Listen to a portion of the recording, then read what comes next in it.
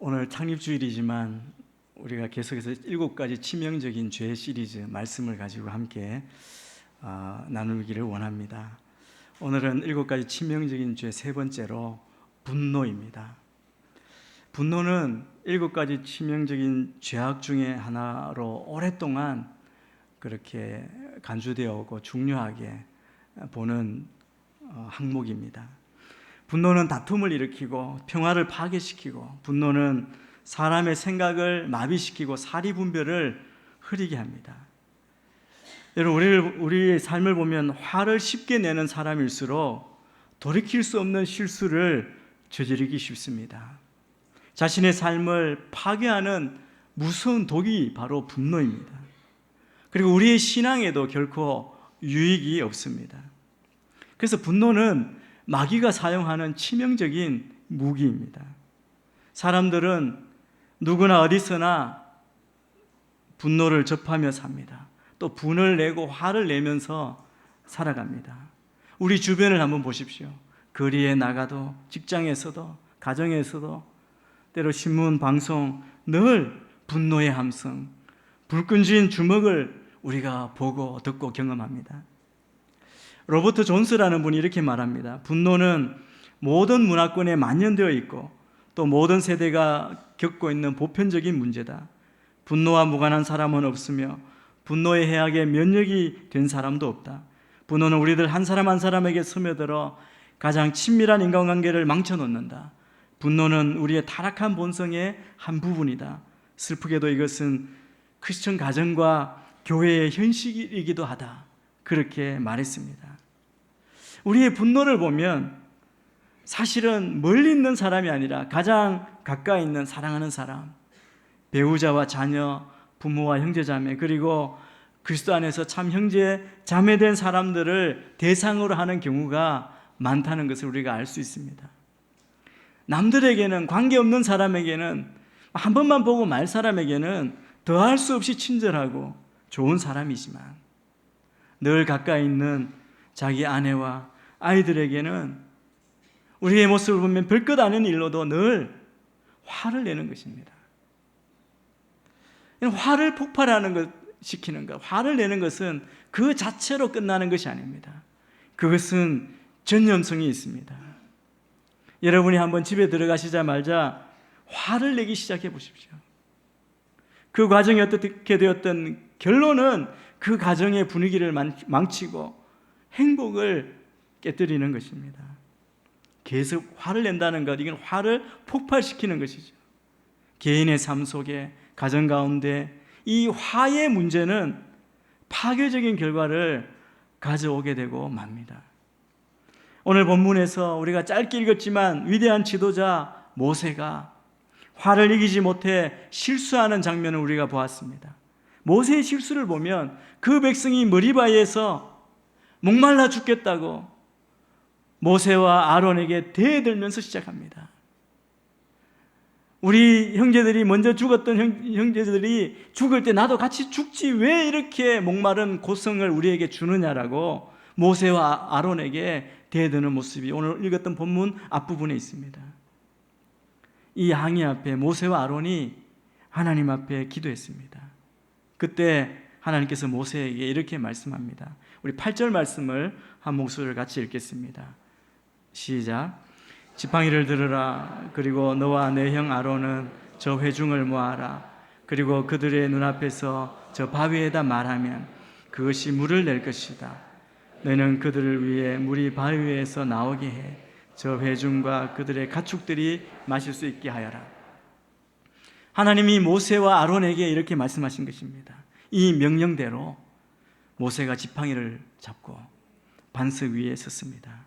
그런데 백성들이 모여들고 그 모여든 백성들을 보니까 모세의 마음속에 분노가 치밀었습니다. 내가 너희를 위해서 수십 년 이렇게 이끌어 왔는데 너희가 끝까지 나를 원망할 수 있느냐? 아마 분노도 일어나고 괘씸한 마음이 많이 들었겠죠. 여러분, 이 모세의 마음에 분노가 치밀었을 때 그 순간 하나님의 말씀을 잊어버리게 됩니다. 하나님 뭐라고 말씀합니까? 저 바위에다 말하면 그것이 물을 낼 것이다. 하나님이 말씀하셨는데 그가 어떻게 합니까? 지팡이를 들고 그 분노로 한번 봐라, 내가 물을 낼까? 그러면서 반석을 2번 친 것입니다. 반석이 터지며 물이 솟아올라 백성들은 물을 마셨습니다. 우리 9절부터 11절 말씀도 우리 같이 한번 읽겠습니다. 시작. 그러자 모세는 그분이 명하신 대로 여호와 앞에서 지팡이를 집어들었습니다. 그와 아론이 총회를 바위 앞에 모으고 모세가 그들에게 말했습니다. 너희 불순종하는 사람들아 들으라. 우리가 너희를 위해 이 바위에서 물을 내겠느냐? 그리고 나서 모세가 자기 손을 들어 그 지팡이로 2번 내리치니 물이 많이 쏟아져 나와서 회중과 그들의 가축들이 마셨습니다. 이런 놀라운 기적이 일어난 것입니다. 그런데 하나님이 그 일을 두고 모세에게 이렇게 말씀하십니다. 12절도 같이 한번 읽겠습니다. 시작. 그러나 여호와께서 모세와 아론에게 말씀하셨습니다. 너희가 나를 믿지 못해서 이스라엘 자손들 앞에서 내 거룩함을 나타내지 못했으니 너희가 이 회중을 내가 그들에게 주는 땅으로 데리고 들어가지 못할 것이다. 이 말씀은 모세가 광야를 40년 광야길에는 인도자로 쓰임 받았지만 가나안에 들어가는 곳은 그곳에서는 인도자가 되지 못할 것이라는 말씀입니다. 어쩌면 모세가 가나안에 못 들어간 것은 모세가 터뜨리지 말아야 될 그 분노를 터뜨려서 이로 인한 분노의 대가를 지불받은 것이라고 봅니다. 왜 모세는 이처럼 그 중요한 자리에서 분노의 감정을 억제하지 못하고 터뜨리는 실수를 하였습니까? 모세는 위대한 하나님의 종입니다. 모세는 하나님의 사람으로 그가 받은 축복은 하나님께서 거두지 않았습니다. 그러나 단 그 약속의 땅 가나안 땅에 들어가는 것 허락받지 못했습니다. 분노를 잘 조절하지 못한, 다스리지 못한 모세가 결국 그 대가를 받는 것이죠. 분내는 것, 성내는 것, 또 화를 폭발시키는 이 문제, 이것은 몇몇 소수 사람들에게만 해당되는 문제가 아닙니다. 모든 인간, 이곳에 있는 우리 모두와 해당되는 문제입니다. 정말 그렇습니다. 이 나라 이 민족을 보십시오. 얼마나 화가 많고 분노를 잘합니까?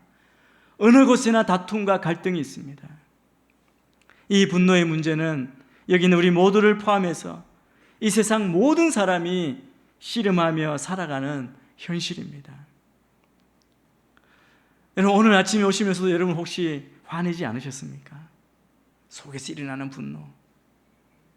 여러분, 이 분내는 것 얼마나 익숙한지 제가 한번 예를 들어보죠. 저의 경우이기도 합니다. 아침에 바쁜데 출근 시간에 엘리베이터를 기다리는데 다른 층에서 너무 오래 서 있습니다. 그때 여러분 어떻습니까? 금방 짜증나지 않습니까? 그냥 혼자 짜증나는 것뿐만 아니라 문이 열리면 누구인지 그 표정으로 내가 기분이 어떤지를 다 드러내지 않습니까? 자동차를 운전하고 가는데 누군가 갑자기 내 앞으로 끼어들면 여러분 어떻게 하십니까? 평온하십니까? 아니죠.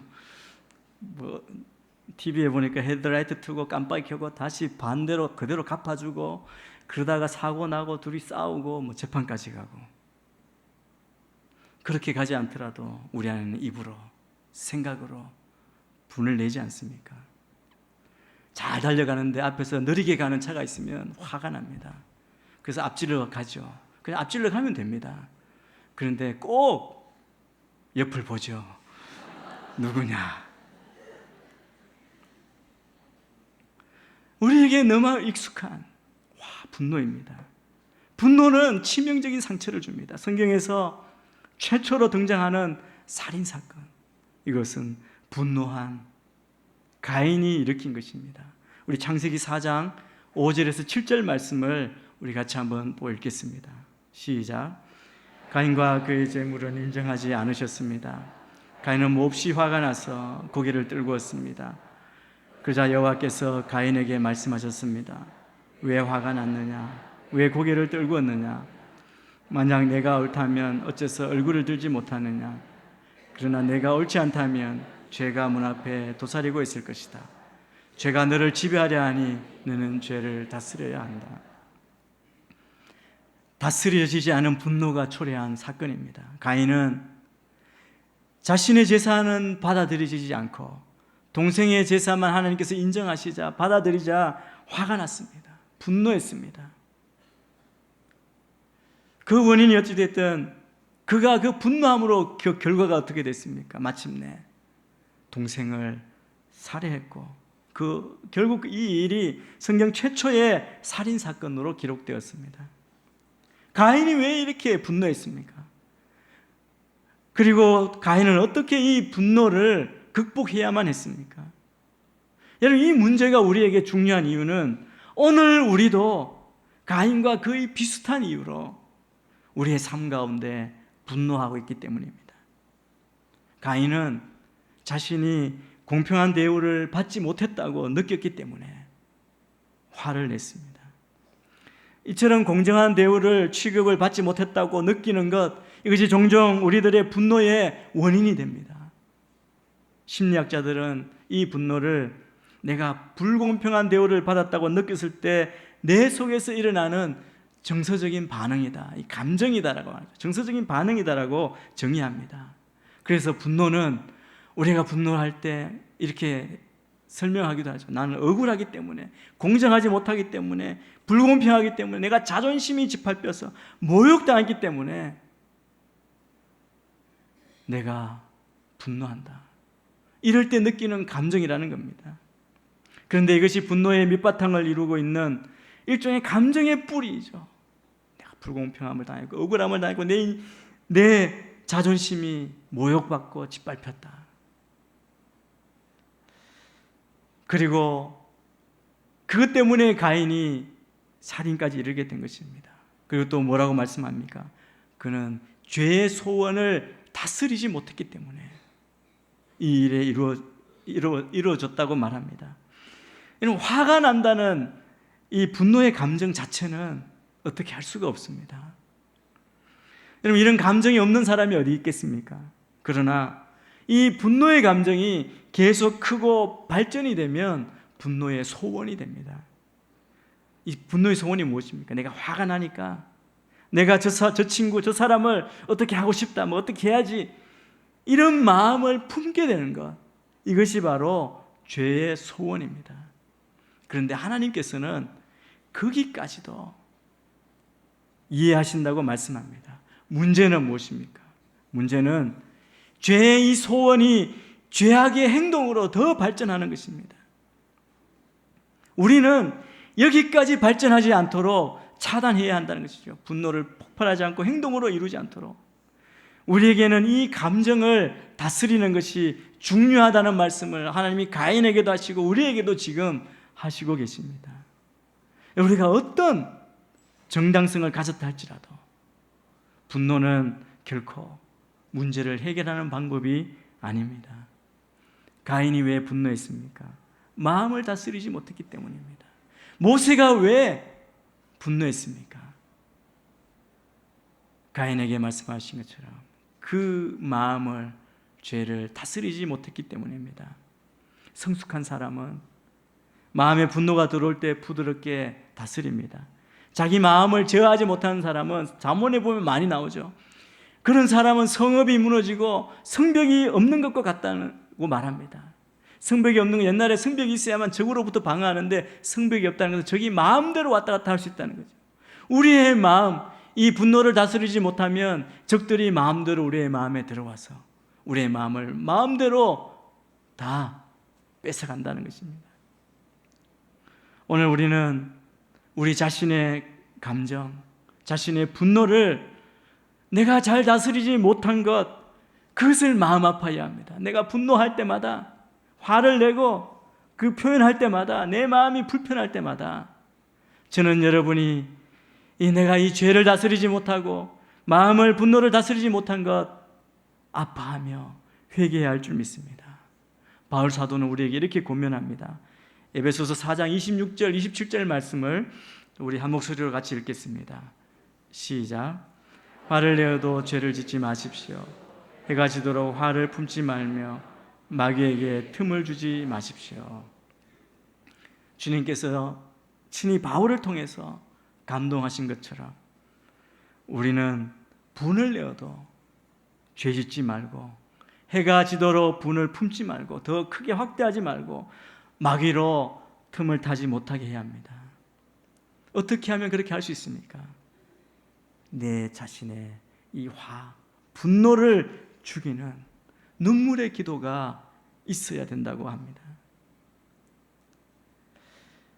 이제 우리는 이 분노의 감정이 나오지 않도록, 이 폭발하지 않도록 노력하고 애쓰고 지키고 다스리고 기도해야 합니다. 제가 좋아하는 잠언 말씀이 잠언 16장 32절입니다. 제가 잠언을 읽으면서 제 자신을 보니까 이 말씀이 꼭 필요한 것 같아서 늘 보는 말씀입니다. 노하기를 더디하는 자는 용사보다 낫고 자기의 마음을 다스리는 자는 성을 빼앗는 자보다 나으니라. 우리 큰 꿈을 가지고 큰 일을 한다고 계획하고 나아가지만 그것보다 더 중요한 게 무엇입니까? 노하지 않는 것입니다. 마음을 다스리고 지키는 것이라고 말합니다. 그런데 어떤 사람들은 자기의 분노를 의로운 분노로 합리화시킵니다. 사실은 공식적으로 화를 내고 주먹을 휘두를 때 그때는 다 명분이 있고 의로운 분노라고 이야기하죠. 이 사람들은 어떤 특정한 상황에서는 화낼 권리가 있다고 생각합니다. 그렇다면 내 분노가 의로운 분노인지 아닌지 어떻게 알 수 있습니까? 첫째, 의로운 분노는 진정한 악, 바로 하나님의 법, 하나님의 도덕법이 위반되는 것을 정확히 알아보는 데서 나타납니다. 의로운 분노는 나와 내 뜻, 내 이익, 내 욕심이 아니라 하나님과 하나님의 뜻에 초점을 맞추는 그것입니다. 또 두 번째, 의로운 분노에는 늘 자제력이 따릅니다. 의로운 분노는 사람으로 하여금 이성을 잃게 하거나 상대방에게 보복하는 그런 식으로 대응하게 만들지 않습니다. 성경은 예수님께서 성전을 깨끗하게 하신 것과 같은 그런 의로운 분노를 보여주기는 합니다. 그러나 이런 예는 아주 극소수에 불과합니다. 예수님이셨기 때문에 거룩하신 하나님이 하실 수 있는 분노입니다. 공의로우신 하나님이 그 성품으로 사랑을 가지고 행하시는 그 분노를 우리는 그렇게 할 수 없다는 것이죠. 그래서 분노에 관한 성경의 가르침은 주로 우리의 죄된 분노, 다른 사람의 행동이나 말에 대한 우리의 죄악된 반응을 다루고 있습니다. 다른 사람의 죄를 보고 다른 사람의 죄에 대해서 반응한 것이라고 해서 우리의 분노가 의로운 분노가 되는 것은 아닙니다. 우리는 누군가의 죄악된 행동을 보고 그것이 하나님의 율법을 범한 것이라는 사실에 안타까워하기보다는 그 죄악된 행동이 나에게 끼치는 영향, 부정적인 영향에 더 관심이 많습니다. 늘 자기중심으로 생각하죠. 또 많은 사람의 행동이 하나님의 율법을 어기는 행동이라는 사실을 이용해서 분노로 반응하는, 내 죄를 합리화하는 거죠. 내 분노는 의롭다는 식으로, 이게 죄가 아니라는 식으로 합리화한다는 겁니다. 그래서 분노에 대해서 우리가 살펴보기 전에 내가 분노하는 이유는 가장 먼저 다른 사람이 나를 화나게 만들기 때문이 아니라는 것을 깨달을 필요가 있습니다. 다른 누군가의, 옆 사람의 말이나 행동이 분노의 계기가 될 수는 있지만 분노의 원인은, 진정한 원인은 우리 내면 깊은 곳에 자리 잡고 있습니다. 그 원인이 대개 우리의 교만, 시기, 이기심, 혹은 상대를 내 마음대로 좌지우지하고 싶어하는 욕망입니다. 누군가 나를 함부로 대했기 때문에 내가 화가 날 수도 있습니다. 어떤 사람이 나에 대해 험담을 할 때 그 이야기를 전해드리면 당연히 화가 나죠. 나의 명성이나 성품에 흠집이 생길지 모르기 때문입니다. 그런데 가만히 생각해보면 이 분노의 원인 또한 우리의 교만입니다. 어떤 일이 내가 원하는 방식대로 되지 않을 때도 우리는 화를 냅니다. 성격이 강하고 자기 의견을 고집하는 사람은 자기가 모든 상황을 다 통제하려고 합니다. 누가 반대라도 하면, 자기 뜻을 거역하기라도 하면 먼저 화부터 내죠.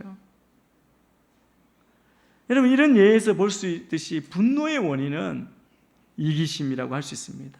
한마디로 내 마음대로, 내 뜻대로 하고 싶다는 것이죠. 다른 사람이 정말 옳지 않은 행동, 부당한 행동을 할 때 우리가 즉각적으로 보이는 반응은 대개 분노인데, 이것은 죄악된 치명적인 죄악인 분노입니다. 그러나 여러분, 그 분노가 일어나는 그 순간이 지나고 난 뒤, 때로 화를 내고 난 뒤라도 우리는 계속 그렇게 화를 내는 쪽을 선택할 수도 있고, 아니면 성령님께 의지해서 우리의 분노를 다스리고 풀 수도 있습니다.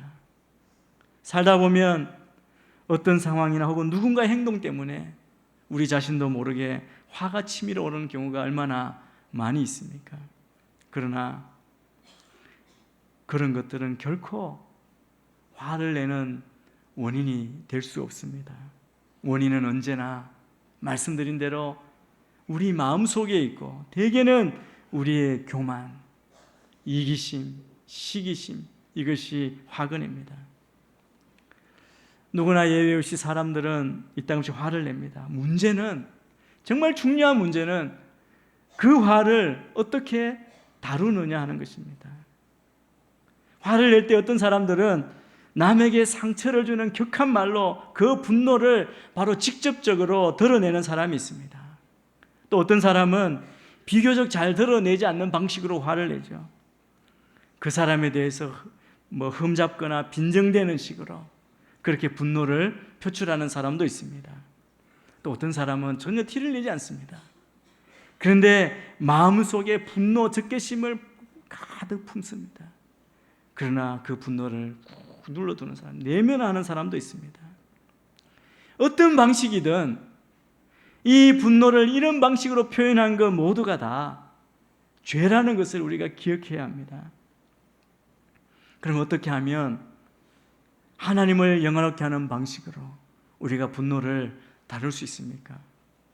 가장 먼저 할 일은 내 안에 나에게 분노가 있다. 자기의 분노, 그 분노의 죄성을 깨닫고 인정해야 합니다. 내가 화가 나는데 이게 화가 아니야 라고 숨기거나 거부하지 않고 내 안에 화가 있음을 정직하게 인정해야 합니다.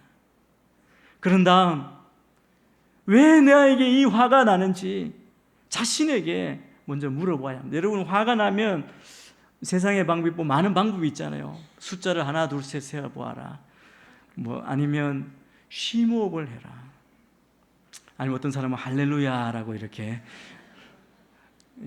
화를 났으면 할렐루야 이렇게 시간을 끌면서 이 화를 한번, 내가 왜 화가 났는지 시간을 두고 한번 돌아보시길 바랍니다. 혹시 나의 교만, 이기심, 욕망, 혹은 내가 은밀히 남 모르게 보호하고 있는 마음속의 어떤 죄, 우상 때문이 아닌지 돌아봐야 합니다. 만일 그렇다면 내가 분노하는 이 분노의 죄뿐만 아니라 교만과 시기와 탐욕, 우상 숭배의 죄까지 다 회개해야 합니다.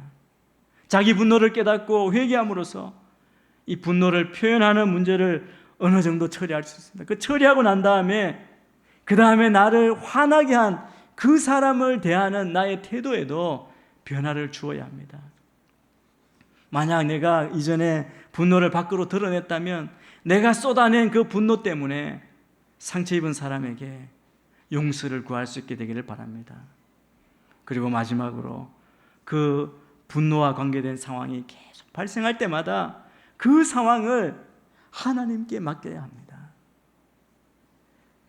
내 죄악된 감정을 해소하기 위해서는 하나님께서 나에게 주시는 어떤 일, 좋은 일이든 나쁜 일이든 우리 삶에 일어나는 모든 사건 가운데 하나님이 절대 주권을 행사하신다는 사실을 우리가 믿어야 합니다. 로마서 8장 말씀처럼 모든 것을 합력하여 선을 이루시는 하나님, 내 인생에 좋은 일도 화나는 일도 그리고 슬픈 일도 있을 수 있지만 그 모든 사건을 통해서 하나님이 선을 이루실 줄 믿고 하나님이 내 인생 가운데 이루실 일을 기대하며 바라보는 것입니다. 나를 화나게 만드는 말이나 행동, 이것은 만약에 우리가 그런 일이 있다면 그것은 좀 더 내가 예수님을 닮은 모습으로 변화시키시려는 하나님의 지혜롭고 선하신 계획, 그 목적임을 깨닫고 그런 것들이, 그런 상황이 어떤 식으로든 쓰임받는다는 것을 믿어야 할 줄 믿습니다. 저는 우리 안에 그 믿음이 있게 되기를 축복합니다. 어떤 상황이든 우리를 화나게 만드는 상황은 우리를 죄악된 분노로 몰아갈 수도 있고 반대로 예수님과 그분의 성결하신 능력으로 데려가 줄 수도 있다는 것을 깨달아야 합니다. 에베소서 4장 아까 읽은 그 말씀 뒤에 보면 바울이 우리에게 이렇게 권면합니다. 서로 친절하고 인자하며 하나님이 그리스도 안에서 여러분을 용서하신 것처럼 서로 용서하십시오. 분노와 용서는 밀접한 관계가 있습니다. 우리 하나님은 용서하시는 하나님이시라는 것 또 기억하십시오. 우리의 분노는 치명적인 죄악이지만 그 죄악까지도 예수님께서 십자가에서 죽으심으로 죄값을 치러주셨습니다. 그러므로 만약 우리 마음속으로 분노를 품고 있다면, 여전히 해결되지 않는 그 분노, 아픔이 있다면 회개하는 마음으로 하나님께 나아가 예수님께서 나를 위해 십자가에 설린 그 피의 능력, 정결케 하시는 능력을 체험하시는 여러분 모두가 되기를 주의 이름으로 축복합니다.